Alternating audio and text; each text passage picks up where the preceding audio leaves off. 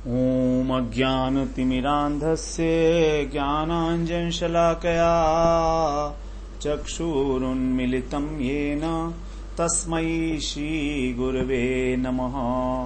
वन्देऽहं श्रीगुरो श्रीयुत्पदकमलं श्रीगुरून् वैष्णवांश्च श्रीरूपं साग्रजातं सहगण रघुनाथान्वितं तं सजीवम् साद्वैतं सावधूतं परिजन सहितं कृष्ण चैतन्य देवं श्रीराधा कृष्ण पादान् सहगण ललिता श्री विशाखान्वितांश्च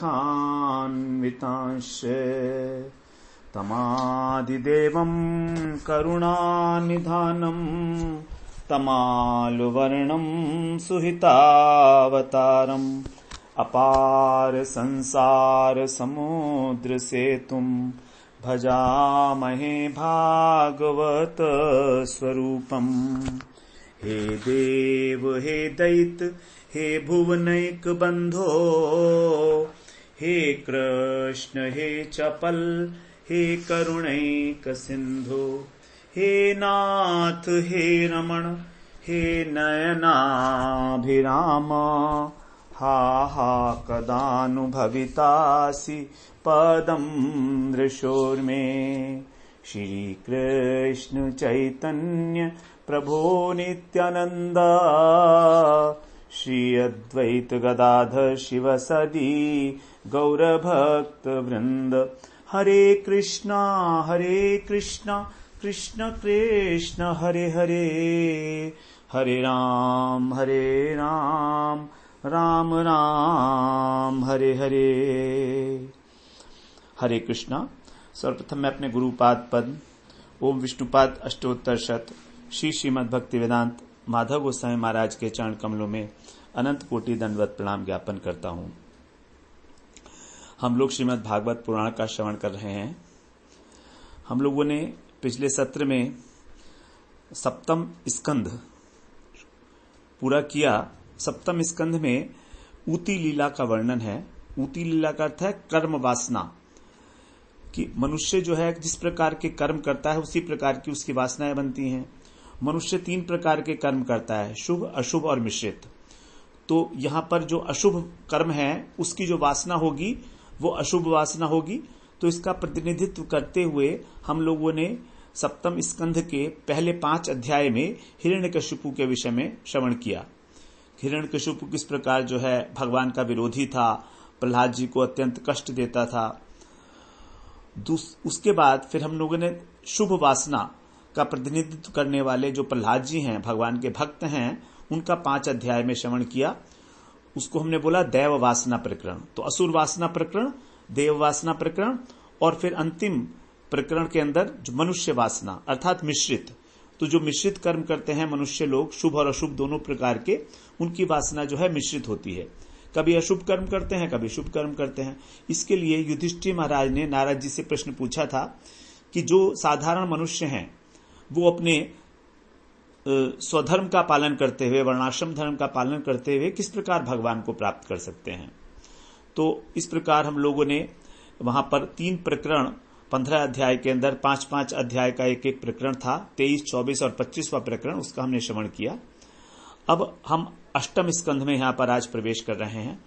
अष्टम स्कंध के अंदर लीला है, इसको बोलते हैं हम मनवंतर लीला, अर्थात इसके अंदर मनवंतरों की कथा है। ब्रह्मा जी के एक कल्प में एक दिन में 14 मनवंतर होते हैं। 14 मनवंतर एक दिन में, और एक दिन को कहते हैं ब्रह्मा जी के कल्प। तो इस प्रकार से ब्रह्मा जी की आयु जो है 100 वर्ष की होती है। और उस एक मनवंतर में 71 चतुर्युग होते हैं। 71 चतुर्युग, एक चतुर्युग का जो अवधि है वो है 43,20,000 वर्ष। अर्थात हमारा जो कलयुग है 4,32,000 का, उससे 10 गुना। तो उससे 10 गुना जो है पूरा एक चतुर्युग हो गया। इस चतुर्युग में जो है 17,28,000 का होता है हमारा सत्ययुग। उसके बाद फिर 12,98,000 का त्रेता युग। उसके बाद फिर 8,64,000 का द्वापर युग और 4,32,000 का कलयुग। अर्थात प्रत्येक युग एक से बढ़ता चला, डबल होता चला जाता है। जैसे कलयुग 4,32,000, फिर उसको 2 गुना करेंगे तो ये हो गया हमारा द्वापर युग, उसका फिर 3 गुना करेंगे कलयुग का तो फिर आ जाएगा हमारा 12,98,000, 4 गुना करेंगे इसको इस प्रकार से। तो एक जो चतुर्युग है वो होता है 43,20,000 का। इस प्रकार के जब 71 चतुर्युग बीत जाते हैं तो एक मनवंतर बनता है, और ऐसे ऐसे जब 14 मनवंतर बीतते हैं तो ब्रह्मा जी का एक दिन होता है। तो यहां पर कहा गया है मनवंतराणी सद्धर्म, अर्थात ये मनवंतर कथा है सद्धर्म की लीला। प्रत्येक मनवंतर का एक अधिपति होता है, प्रत्येक मनवंतर में मनु महाराज होते हैं, वो उसकी व्यवस्था को संभालते हैं। और मनु महाराज का जो काम है वो है कि सद्धर्म को किस प्रकार से वहां पर स्थापित किया जाए प्रत्येक मनवंतर में, कि कैसे होगा और किस प्रकार से सद्धर्म की व्यवस्था की जाएगी, यही यहां पर इसका मुख्य विषय है। तो सत का अर्थ है जो हमारा वेदों के द्वारा प्रतिपादित धर्म है, सत, जिसने सत वस्तु का आश्रय लिया है, सत वस्तु है भगवान। तो जैसा वेदों में कहा गया है उसके अनुसार जीवन यापन करना, इसी को कहेंगे हम सत धर्म। धर्म का अर्थ है जो वस्तु का जो है गुण होता है, स्वाभाविक गुण, जिसके द्वारा वो वस्तु कहलाती है। जैसे जल है, जल का धर्म है तरलता, तो तरलता को धारण करता है जल, इसलिए जल कहलाता है। यदि जल में से तरलता निकाल दी जाएगी तो उसको जल नहीं कहेंगे फिर, क्योंकि जल को हम जब फ्रिज में जमा देते हैं तो हम उसको फिर बर्फ कहते हैं। यद्यपि उसमें जल का गुण वर्तमान है, वो तो रहेगा ही, गीलापन है उसके अंदर, लेकिन उसको तरल नहीं है। तो वस्तु को उसके धर्म के द्वारा ही पहचाना जाता है, यही उसका स्वरूप लक्षण होता है। तो मनुष्य जीवन जो है उसका भी एक धर्म है। मनुष्य क्या मतलब जीवात्मा, तो आत्मा का भी एक धर्म है, वो उस आत्मा के धर्म के अनुसार ही कार्य करना, आत्मधर्म। और आत्मा भगवान का अंश होने के कारण आत्मा का एक ही धर्म है, भगवान की सेवा करना। तो जिस प्रकार से 7वें स्कंद में कर्म की वासना का निरूपण किया गया, सत वासना, असत वासना और मिश्रित वासना। अब 3 प्रकार के कर्म बताए गए, तो इन तीनों में कौन सा हमारे करने योग्य है, वही होगा सद्धर्म। किस प्रकार का कर्म किए, तो वेदों में जैसे बताया गया हमें वर्णाश्रम धर्म का पालन करना चाहिए। धीरे धीरे हम जो हैं फिर वर्णाश्रम धर्म का पालन करते करते प्रकृति के जो 3 गुण हैं, सत्वगुण, रजोगुण और तमोगुण, इन तीनों को का भी अतिक्रमण करके फिर निर्गुण तत्व में, निर्गुण में स्थापित होकर भगवान का भजन करते हैं। क्योंकि धर्म के जो उपदेष्टा हैं वो है वेद, और वेदों के अनुसार जो धर्म का उपदेश दिया गया है वो दिया गया है मनु महाराज के द्वारा। और मनु महाराज के जो शासन काल है उसको ही हम मनवंतर कहते हैं। तो जैसे भगवान के 6 अवतार बताए गए हैं, पुरुषावतार, गुणावतार, मनवंतरावतार, युगावतार, लीलावतार और शक्त्यावेश अवतार। हम लोग पहले भी अवतार को श्रवण किए हैं। पुरुषावतार हैं जिनसे सृष्टि होती है, कारणोदकशायी विष्णु, गर्भोदकशायी विष्णु और क्षीरोदकशायी विष्णु, ये है पुरुषावतार भगवान के। दूसरा है गुणावतार, अर्थात ब्रह्मा, विष्णु और महेश। सत्वगुण को धारण करके विष्णु है, धारण नहीं करके, सत्वगुण तो है ही, विष्णु का अपना ही गुण है वो तो सत्वगुणी विष्णु है, ब्रह्मा जी रजोगुणी है और शिव जो है तमोगुणी है। इस प्रकार से। और मनवंतर अवतार मतलब ये प्रत्येक मनवंतर के अंदर जो अवतार होता है भगवान का, उसी प्रकार से जो चतुर्युग हैं, 4 युग हैं, सत्य युग, त्रेता युग, द्वापर युग और कलयुग, इनके अंदर भी भगवान का युगावतार होता है। उसके बाद है लीलावतार, जैसे राम, कृष्ण इत्यादि जो है इनको लीलावतार कहा जाता है। वामन, इनको लीलावतार, क्योंकि इन्होंने लीलाएं की है, नरवत लीला की है। उसके बाद फिर आता है शक्ति आवेश अवतार, अर्थात जिसमें भगवान किसी जीव में अपनी शक्ति को स्थापित करते हैं। तो भगवान की जो भक्ति है, भक्ति के अवतार हैं नारद जी, ज्ञान शक्ति के अवतार हैं व्यास जी, पालन शक्ति के अवतार हैं पृथु महाराज। इस प्रकार से उसको, और जो इस प्रकार से जो है शक्ति आवेश अवतार हैं भगवान के। तो प्रत्येक युग में एक युगावतार होता है और प्रत्येक युग के मनवंतर में एक मनवंतरावतार होता है। इस प्रकार से अब यहां पर जो है 14 मनवंतर होते हैं जैसे बताया गया।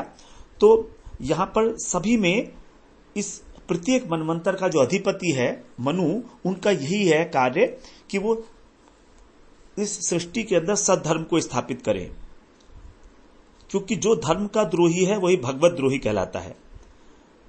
जो धर्म का पालन नहीं करता वो भगवान उसको कभी स्वीकार नहीं करते, वो भगवत द्रोही कहलाएगा वो। तो धर्म जो है हमारे लिए बहुत महत्वपूर्ण वस्तु है, क्योंकि उसी से हम अपने स्वरूप को प्राप्त कर सकते हैं। वस्तु क्या, धर्म ही जो है वस्तु का हमको परिचय कराता है। तो हमको धर्म का पालन करना चाहिए। धर्मानुकूल जीवन के अंदर ही भगवान का अवतार होता है। यदि हम भगवत प्रेम की प्राप्ति करना चाहते हैं तो तभी हो सकता है जब हम धर्म के अनुकूल जीवन व्यतीत करेंगे अपने। अब इस प्रकार से जो धर्मानुकूल जीवन को यापन करता है उसी को भक्तों का संग मिलता है और फिर भगवत प्राप्ति होती है। तो यहां पर जो है इस अध्याय के अंदर 24 अध्याय हैं। इस अध्याय में, इस स्कंध में, 8वें स्कंध में 24 अध्याय हैं। प्रकृति के अंदर 24 तत्व बताए गए हैं।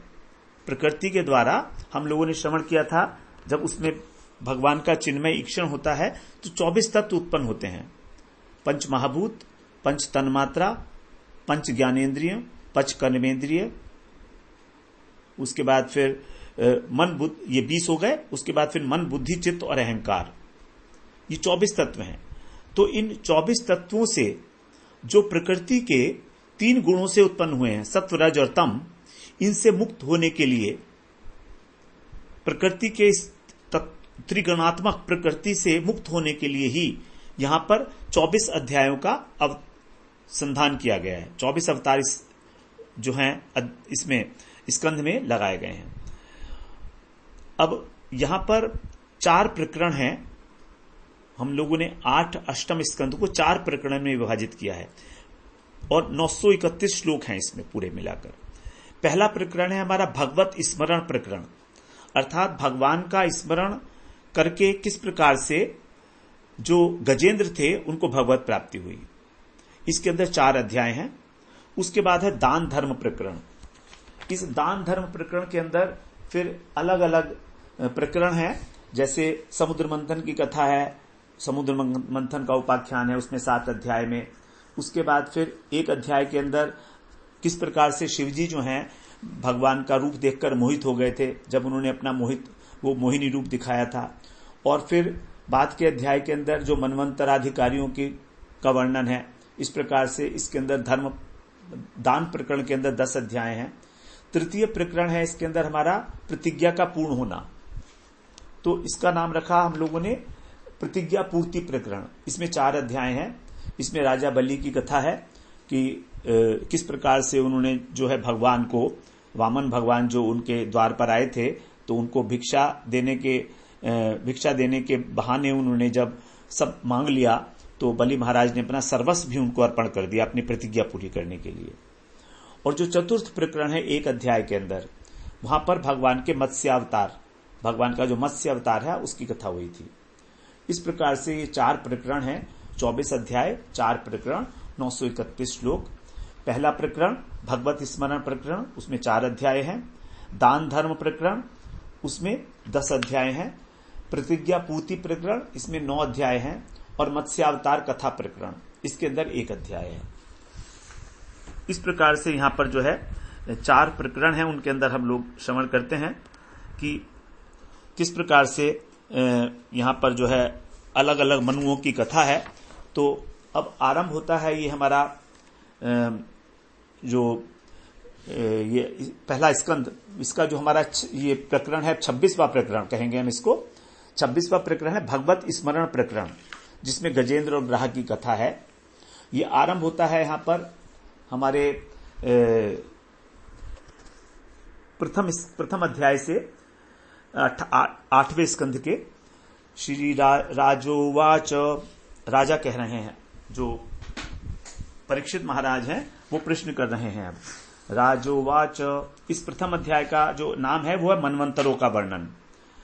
स्वयंभुवस्य गुरो वंशो अयं विस्तराच्छ्रुतः यत्र विश्वसृजां सर्गो मनूनन्यान् वदस्व नः।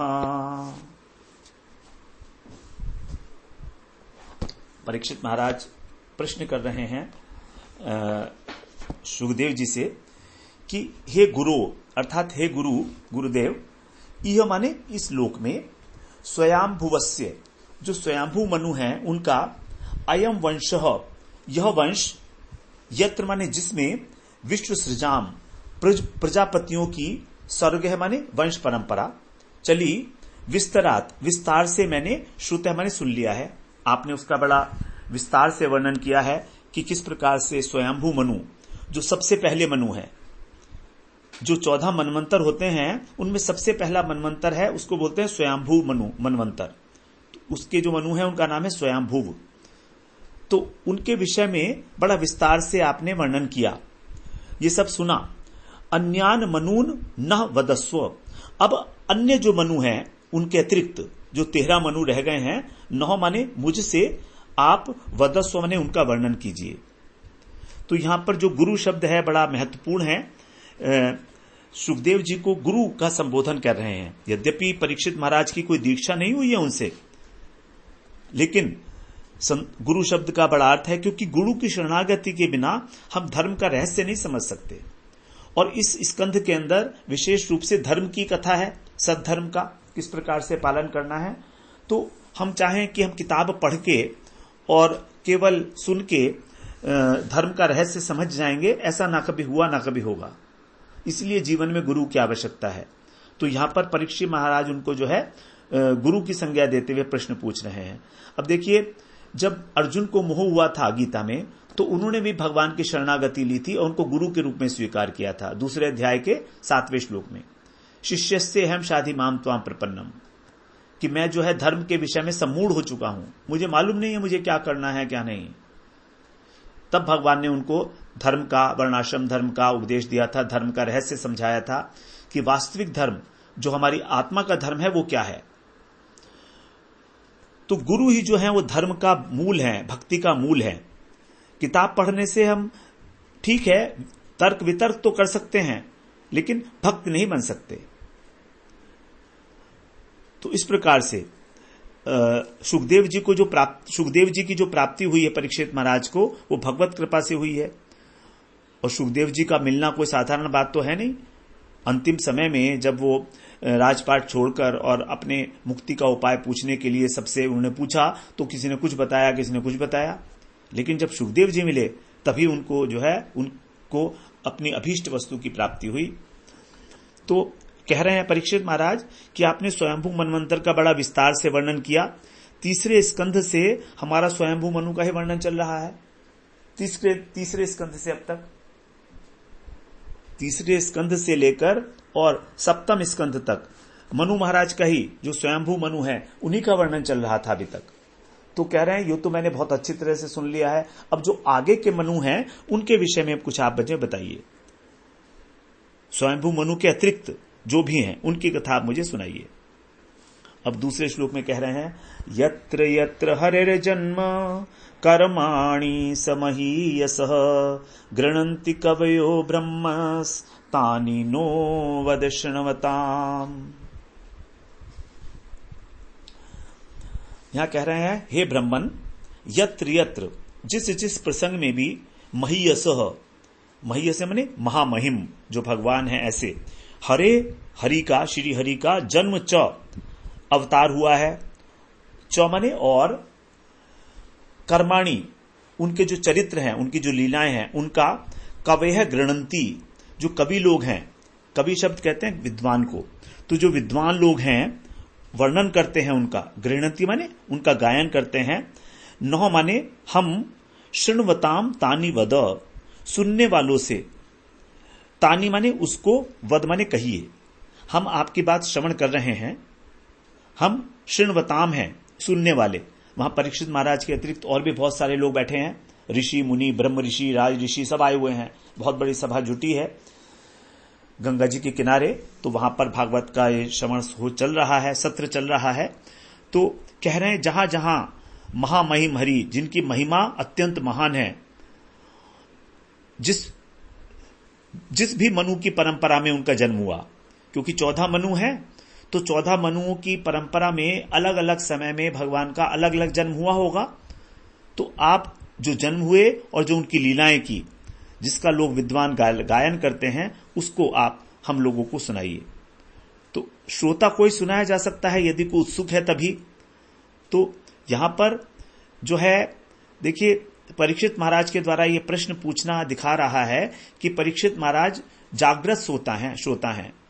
उन्होंने संकेत किया कि मैंने अभी तक तीसरे स्कंद से लेकर और 7वें स्कंद तक क्या सुना, तो जो सुन चुके हैं उसको बोल दिया कि ये सारा का सारा स्वयंभू महाराज का वंश था। स्वयंभू महाराज के पुत्र हुए ध्रुव और ध्रुव ने उत्तानपात और प्रियव्रत। तो हमने जो है प्रियव्रत का उसका और उनकी पुत्री हुई आकुति, देवहूति और प्रसूति। तो इन्हीं का जो वंश, तीनों का पुत्रों का, दोनों पुत्रों का और पुत्रियों का यही वंश चल रहा था अभी तक। तो ये मैंने तीसरे स्कंद से 7वें स्कंद तक सारी वंश परंपरा सुन ली है। अब जो बाकी जो मनु हैं, उसमें भगवान के किस किस प्रकार से जन्म हुए, आप हमें ये बताइएगा। तो इस प्रकार से ब्रह्मा जी के एक कल्प में, अर्थात एक दिन में 14 मनु होते हैं। तो इस प्रकार से यदि हम गुणा करें तो ब्रह्मा जी के एक वर्ष में 360 दिन और उनके ऐसे ऐसे 100 वर्ष। तो अगर हम 14 को मल्टीप्लाई करें 360 से और उसको मल्टीप्लाई करें 100 से, तो हमारे आते हैं 5,04,000। तो ब्रह्मा जी के पूरे कार्यकाल में 5,04,000 मनु होंगे, 5,04,000, इतने ही इंद्र होंगे। तो कोई गिनती ही नहीं है, इंद्र एक नहीं है, सब अलग अलग होते हैं। ये 5,04,000 इंद्र, 5,04,000 मनु, ये होंगे। इस प्रकार से हजारों मनु है, लाखों मनु है ये। अब आगे तीसरे श्लोक में कह रहे हैं, यद्यस्मिन् तरे ब्रह्मन् भगवान विश्वभावनः कृतवान कुरुते कर्ता ह्यतीते नागतेद्य वा।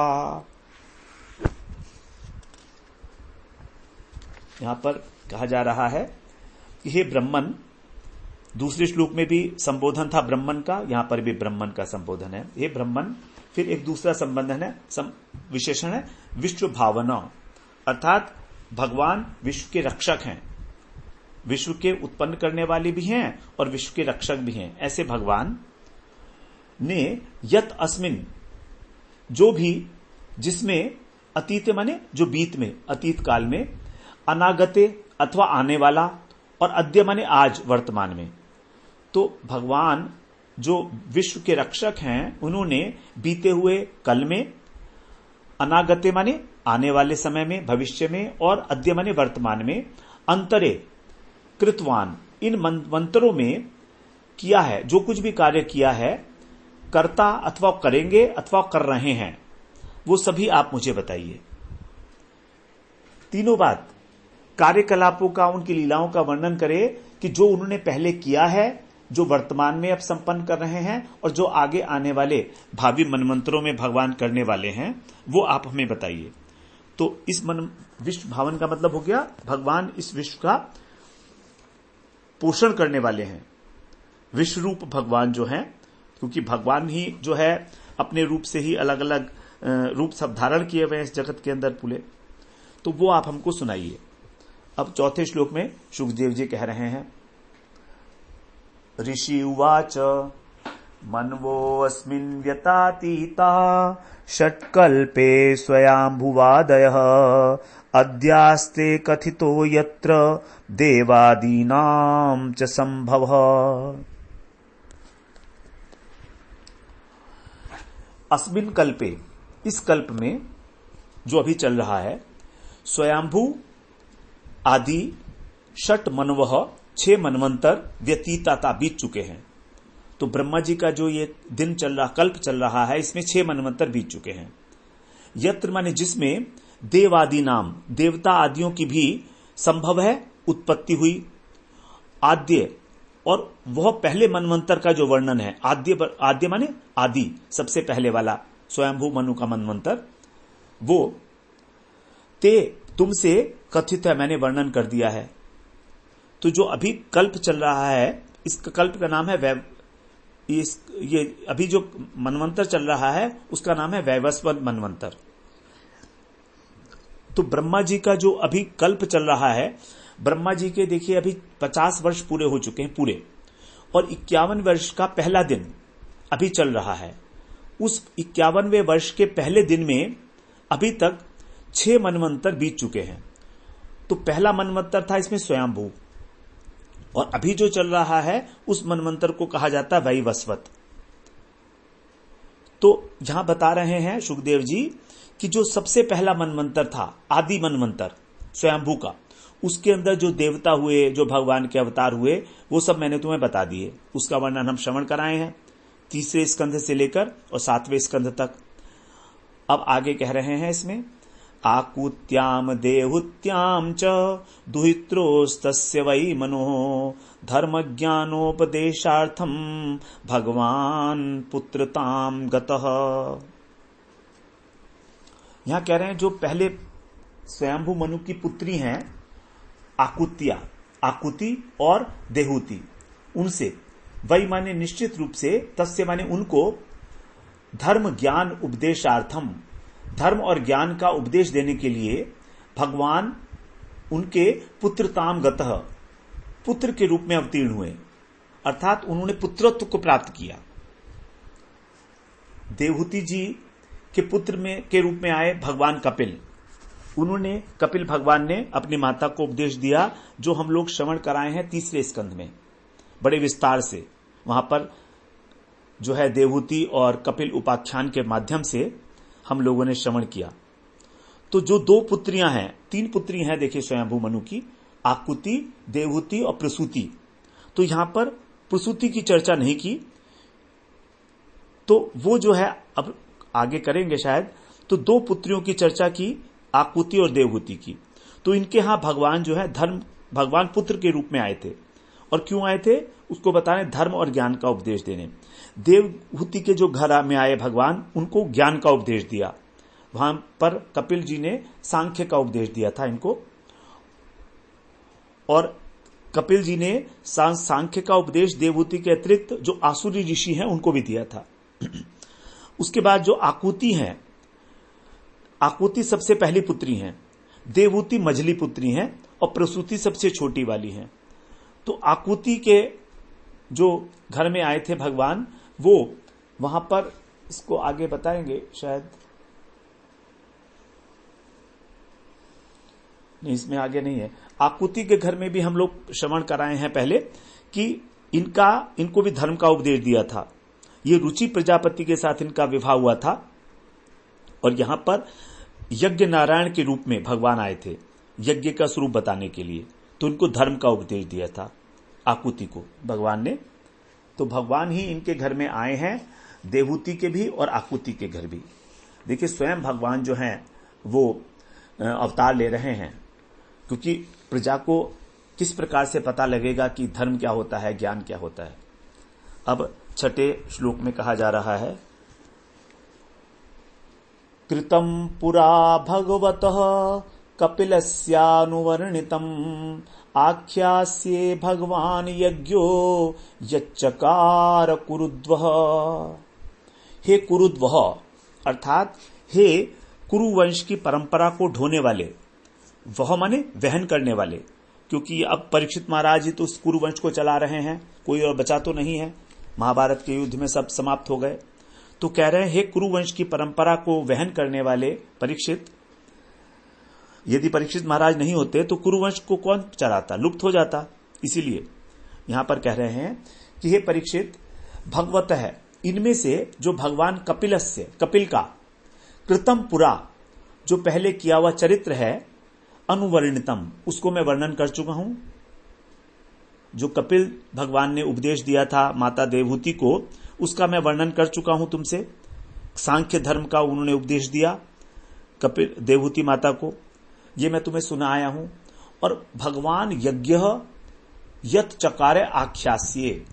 अब जो आकुति के घर में आए हैं भगवान यज्ञ के रूप में, आकुति के घर में आए हैं, रुचि प्रजापति से उनका विवाह हुआ था और इनके घर में भगवान आए हैं यज्ञ पुरुष के रूप में, यज्ञ नारायण।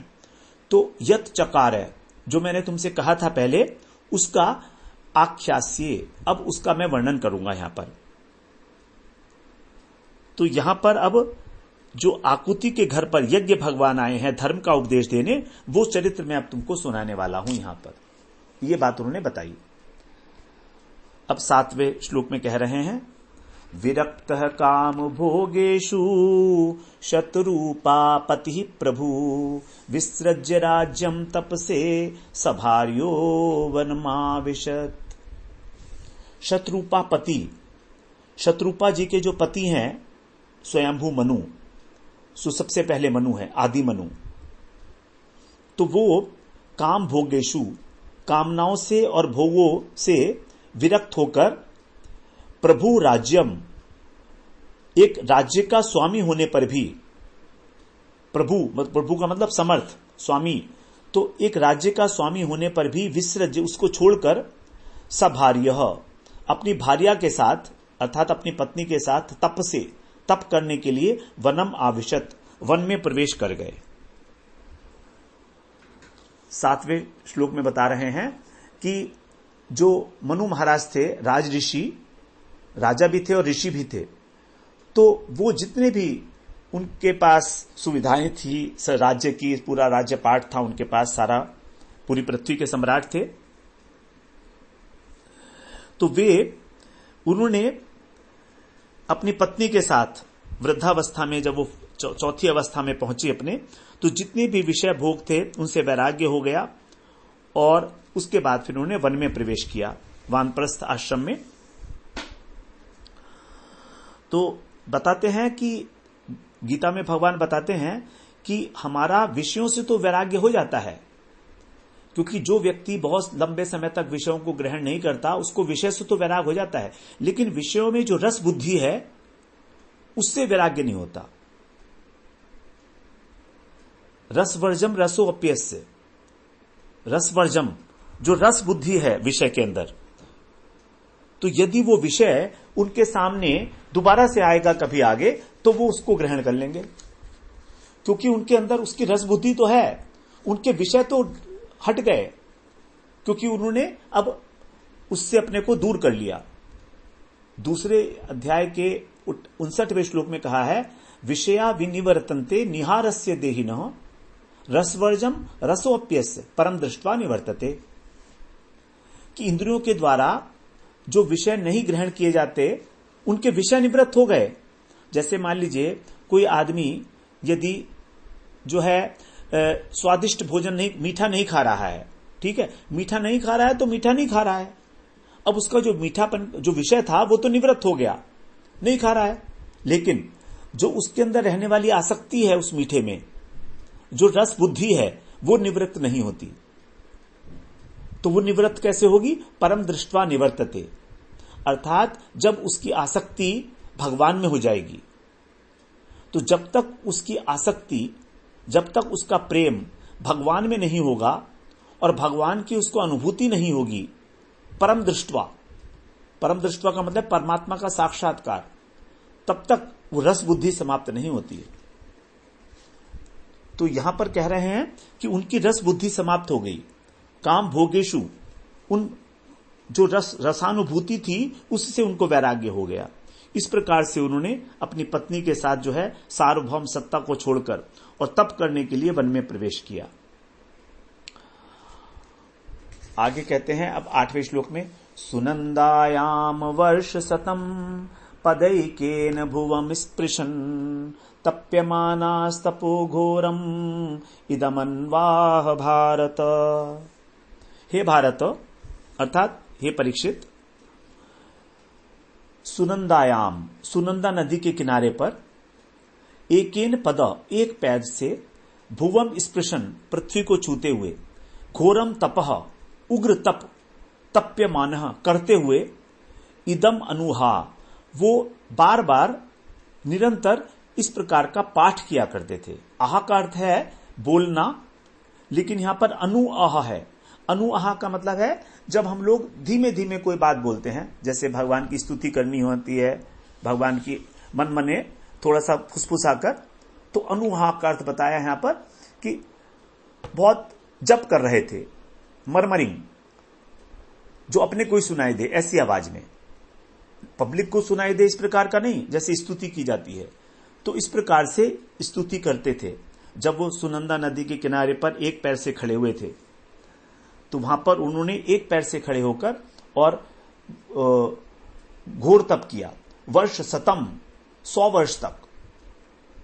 वर्ष तक उन्होंने तप किया, एक पैर से धरती पर खड़े होकर।